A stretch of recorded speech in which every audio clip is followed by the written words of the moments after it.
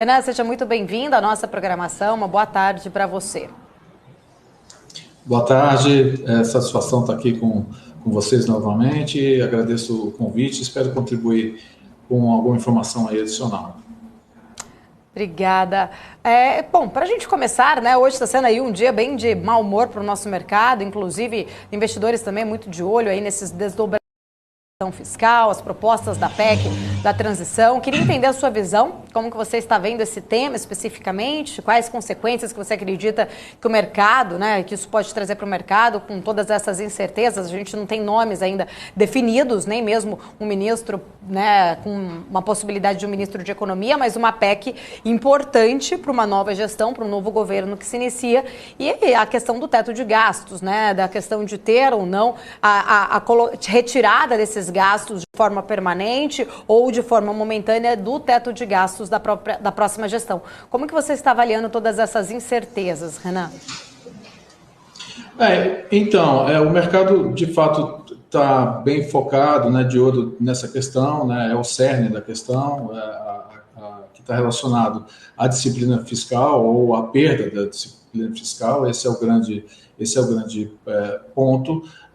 O mercado continua em compasso de espera do nome, então os agentes de mercado sentem-se no escuro nesse momento, e naturalmente você tem ali uma pressão de risco soberano natural desse processo, que acaba gerando essa maior aversão ao risco. Agora, com relação a essa questão do teto de gasto, eu vejo da seguinte forma, tá? Se fosse alguma coisa até talvez intermediária, uma licença para gastar durante um ano, no máximo 2 anos, com parametrização importante, sinalizações que você ia conseguir conter, né, a dívida pública mais à frente, talvez até eu acho que o diálogo seria um pouco mais saudável, né, isso colocando com relação a impactos possíveis ali no mercado financeiro.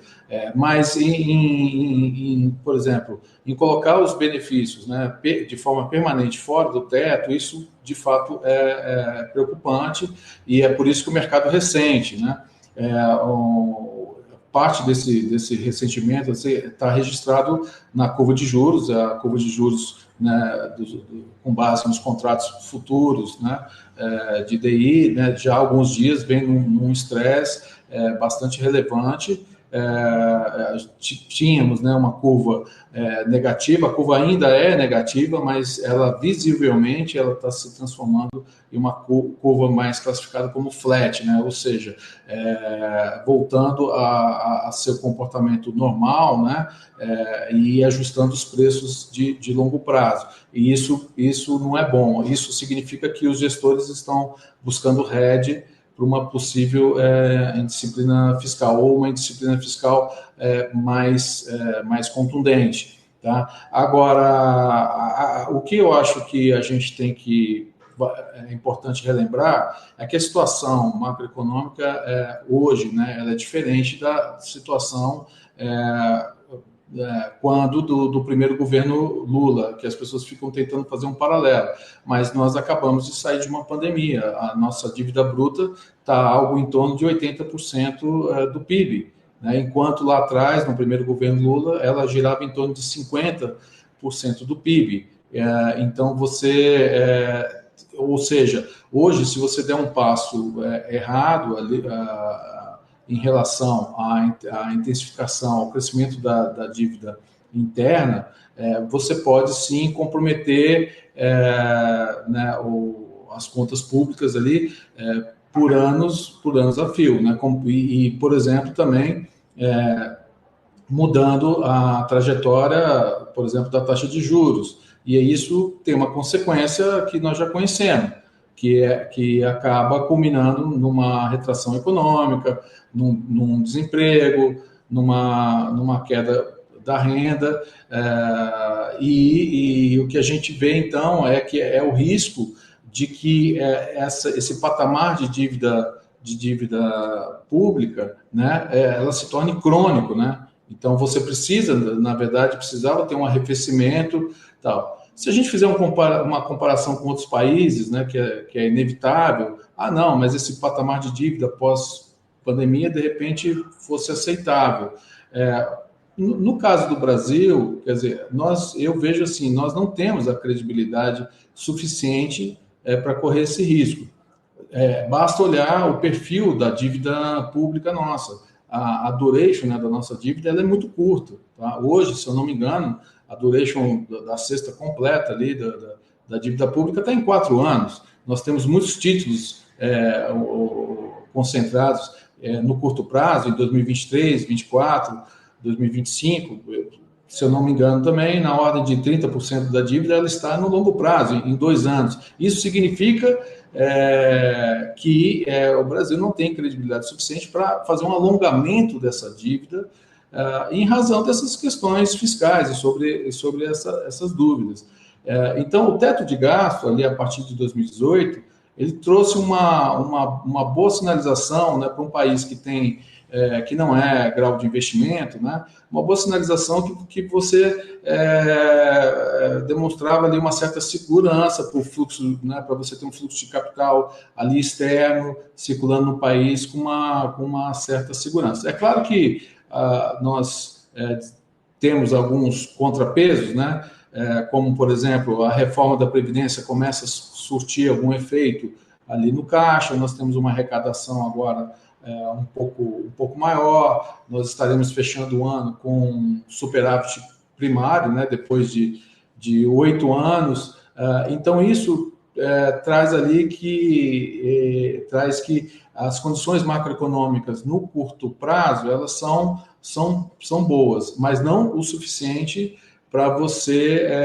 apontar para um agravamento da dinâmica da dívida interna, né? E lembrando que a dívida nesse patamar, com esses juros, né, nós teremos despesas com juros ainda muito, muito maiores, de novo, né, o que pode levar para um ciclo ruim e também a ausência de crescimento para os próximos anos. Eu acho que é isso que o mercado, por isso que o mercado recente e está entregando esses números bem ruins hoje.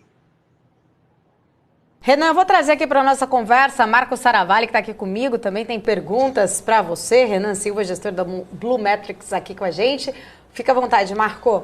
Bom dia, boa tarde, Renan, tudo bom? Boa tarde, Marcos. O Renan, acho que o mercado, né, os investidores como um todo, estão ansiosos em relação à PEC, né, especificamente. Acho que a gente tem vários pontos para acompanhar, mas se a gente focar num assunto, o principal ponto é em relação ao possível impacto em relação além, né, extrateto, que a gente chama, além do teto de gastos.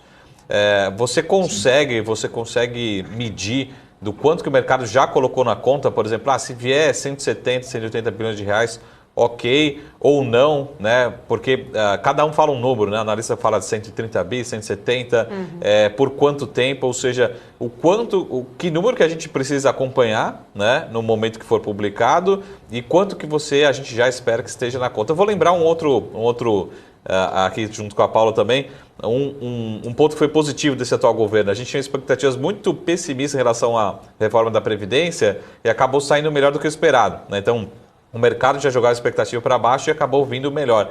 Agora, em relação ao teto, extrateto, enfim, a PEC, o quanto que a gente já tem na conta, tá? O que a gente pode esperar e a reação, né, depois que for realmente anunciada os detalhes dessa PEC.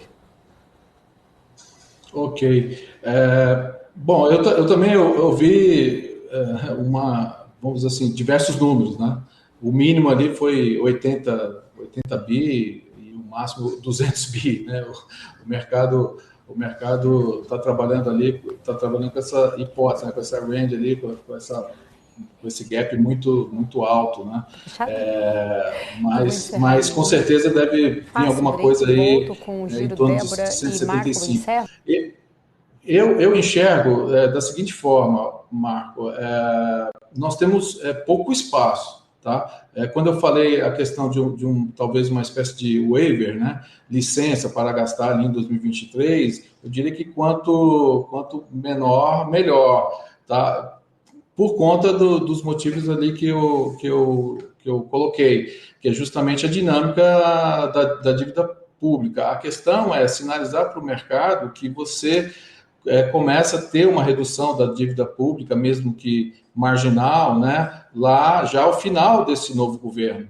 Né, e isso sim que pode conter ali o risco Brasil, o risco soberano, e também puxar, ou pelo menos manter o grau de investimento esperado para o Brasil voltar a crescer. Tá? Então, eu acho que o mercado ainda não precificou o suficiente, até porque nós estamos no escuro ali com esse número, mas o que eu acho que nós temos que pesar é justamente que, de novo, né, se essa questão mudar a rota da dinâmica da curva de juros, nós vamos ter, de novo, a inibição desses investimentos, vamos ter, por exemplo, né, o consumo prejudicado, né, por esse patamar de taxa de juros, ou seja, o mercado tem a esperança de que a taxa de juros seguisse seu ciclo natural em razão da inflação, que é o quê? De queda, né? Se a gente olhar as projeções para o ano que vem, nós ainda enxergamos uma Selic alta, mas reduzindo, né, perdendo força, assim como a inflação. Dependendo do número que vier, quer dizer, vai se colocar em dúvida a capacidade do país e até do Banco Central estar reduzindo esses juros a partir de 2024. Talvez 2023 a dinâmica não mude muito, porque você tem realmente ali um arrefecimento da inflação e algumas condições ali favoráveis.